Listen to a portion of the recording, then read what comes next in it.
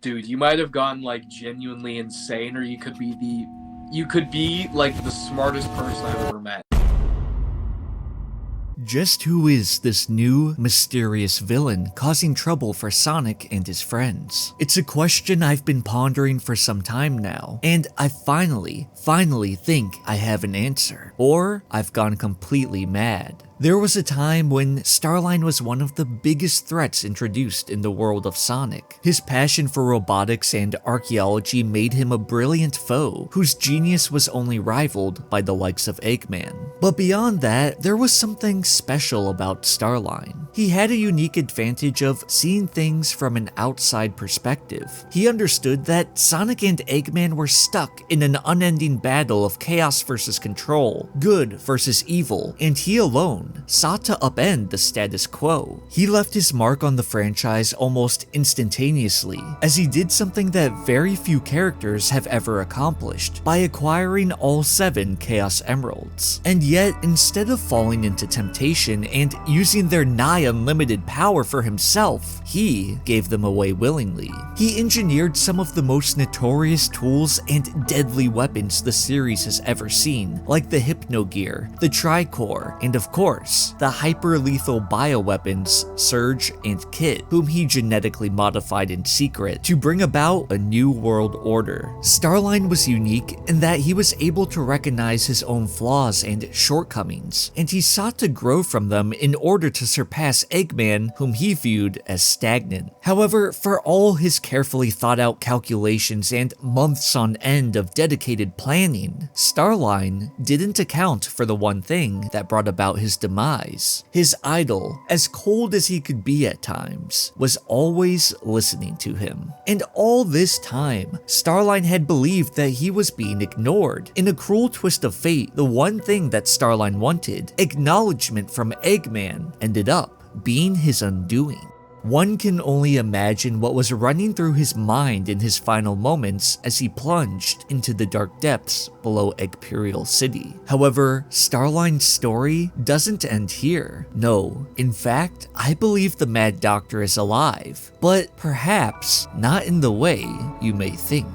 While the brutal nature of Starline's demise and, of course, his lack of presence in the comics as of late has led many to believe that he is for certain dead, including Belle, who, of course, witnessed Starline's fall, I have reason to believe otherwise, and issue 87 of the IDW comics provides even further evidence of his survival. I will acknowledge that the way Starline supposedly perished, with rubble falling atop him and dropping from an extreme height, it's very likely that he would have sustained grave injuries to the point that, without some sort of medical intervention, Starline most likely would have succumbed to his injuries. However, I do think that whether it be by his own methods or an outside party, Starline did in fact receive medical attention that saved his life. Here's the one part that gives me the biggest hang-up throughout this entire story, and I need all of your help to piece this together. I want to figure this out before issue 100 comes out. How did Starline escape Eggperial City? The area that Starline fell to was a junkyard and incinerator. We know this because Surge wound up on a conveyor belt that led to that very same incinerator after her fall, and she eventually found the Hypno Gear with no sight of Starline nearby, which wouldn't make sense if he died, seeing as Eggman tossed the glove right next to him before he fell. This means that without some sort of outside interference messing with the glove, Starline and the glove would likely wind up in the same place. So I'm uncertain exactly how, but it seems that Starline may have mustered what little strength he had left and escaped, and where he wound up changes everything. Because like all things that end up discarded by Eggman when they have no more value to him, I think Starline may have wound up at Scrapnik Island. And it's here where he could access the one tool that could save his life. With his health fading fast, I think he, or the person who saved him, or even the inhabitants of Scrapnik Island themselves, made a rash decision in order to preserve Starline's life. Now, there may be two possibilities here. The first is perhaps the most interesting and involves using the device that many people may have forgotten about, the Egg Noggin. This was a repurposed tool of Eggman's villains. Initially, it was used to control badniks with the user's mind. However, Mecha Sonic turned it into something much more frightening, as it became a machine where the user could transfer their consciousness into something or someone else, just like we witnessed when he tried to use it on Sonic during the Scrapnik Island arc.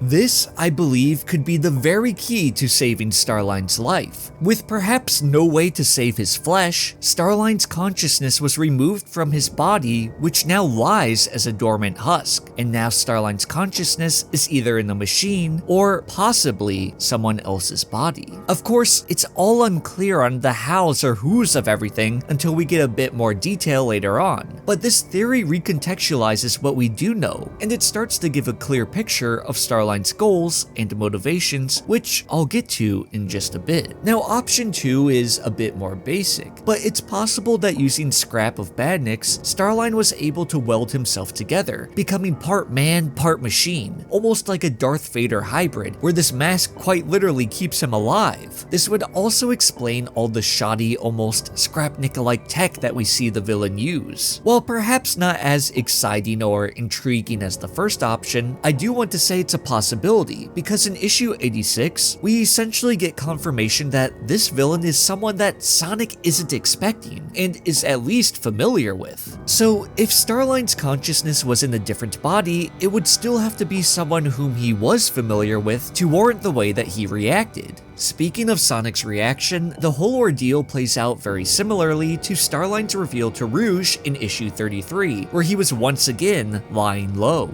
And for those who have been hung up on the lack of webbing on this new villain's gloves, saying that this proves it can't possibly be Starline, well, he didn't have webbing on his gloves when he was undercover. While it is a possibility that the comic could be throwing us for a loop and the mysterious villain that we've been seeing as of late in the build up to issue 100 isn't Starline, all evidence is adding up to suggest otherwise. Sage even reports to Eggman that this character's MO matches someone else who is supposedly dead. But perhaps the reports of Starline's death have been greatly exaggerated. Now, I want to touch on the idea of Starline using the egg noggin to transfer his consciousness, because it completely reframes how we look at issue 84. Here, the mysterious character seems to be talking to another person with the way that things are worded, yet the way that the speech bubbles are presented make it feel as though it might be a singular person that's monologuing. Could this be a conversation within the mind of Starline and his host's body? I think it's actually a strong possibility, and if Starline's body is dead and all that remains is his consciousness, then the moves that this mysterious villain has been making start to make a lot of sense. The Chaos Emeralds are fabled across the land. Whoever wields all 7 has near unlimited power, and it just so happens that one of the first things this villain accomplished was acquiring all 7 of them, which is also the very same thing that we had seen Starline do when he first showed up in the comics. And what can you do with all of that power? Perhaps something that we've seen before, like raise the dead? Could Starline be planning on resurrecting his body and transferring his consciousness back? I think it's a possibility, and I think it could be the reason why this villain carries a coffin around with them. It might harbor Starline's lifeless husk inside. Now, what else do we know about this villain? A big hint at their identity is who they are targeting. With Starline being defeated and outright humiliated by Eggman, he would want revenge on him most of all, not Sonic. And I think this lines up with what we've seen from this villain. As they said here, they didn't hope to snare Sonic in a trap when they abducted Metal Sonic. No, they wanted the egg himself. Starline wants his revenge, and if there's someone else working alongside him, like this scene possibly indicates, then his partner does as well, which hints that his ally may have also been burned by Eggman. With all of the illusions and powers displayed at the end of issues 85, 86, and 87, there are 3 conclusions that I have drawn. This is either some sort of hardlight illusion technology similar to Sage, a fear toxin that the character can use, or Infinite is involved and might be the host body for Starline until this plan of theirs is complete. Outside of the visual indicators such as the cubes and glitchiness of Infinite's powers, he too has been abandoned by Eggman and would likely want revenge. If you want to see more of my thoughts on Infinite's inclusion in all of this, check out my video here. Now, beyond reviving Starline, it's seems that their goal is the ultimate takedown of Eggman. They want to absolutely demoralize and destroy him. Starline at this point has learned from his mistakes and is no longer infatuated with the idea of Eggman's greatness. He once saw him as a visionary, but now he seeks to show him what true power looks like. I think this in part is why they are going after all the emeralds and why they abducted Sage. Starline is smart enough to work on Eggman tech. He's hacked the Eggnet before, and I think he may have implemented a Trojan code in Sage without her knowing. Now, let's talk about the latest issue because this really lends more credence behind the Starline theories. With all of the oddities occurring recently, Sonic and his friends head to Angel Island believing that whoever this villain is, they will be targeting the Master Emerald next. And this gut feeling that the heroes have turns out to be exactly right as the villain appears, but he's preceded by an intense storm which seemingly appears out of nowhere. This has led me to question if some of these strange occurrences are caused by the villain channeling the Chaos Emerald powers, or if this is some sort of innate ability. Either way, the villain manages to separate the heroes. We once again see that weird fog that accompanies the villain around, and I also wonder if this is some sort of hallucinogen, almost like the fear toxin gas that Scarecrow uses. Perhaps it reaches within the minds of those affected and plays to their insecurities. It certainly feels like something that Starline would do. After all, he preyed upon the emotions and insecurities of Belle in the past. However, the most interesting part of this issue is when Knuckles pursues our mysterious foe. The villain grabs Knuckles by the head and wipes his mind of the entire encounter. If this is ringing a familiar bell, it's because Starline employed the same tactic numerous times in the past to wipe the minds of those who opposed him or those that he just wanted to control.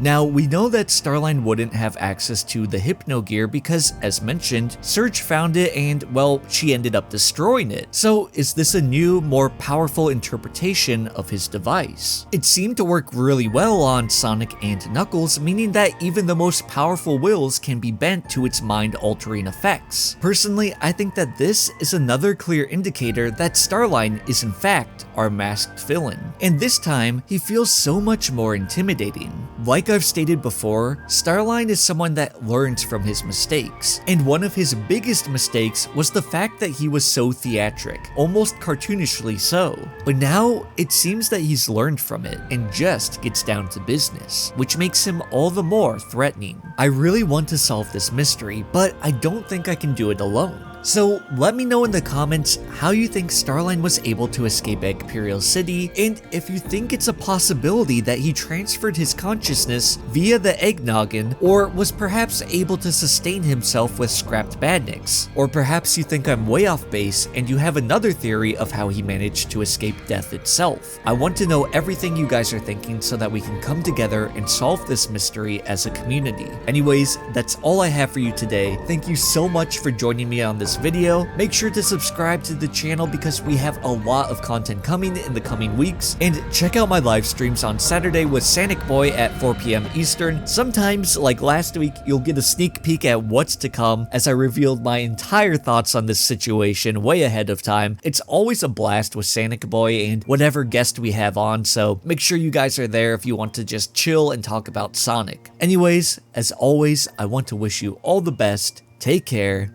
Peace.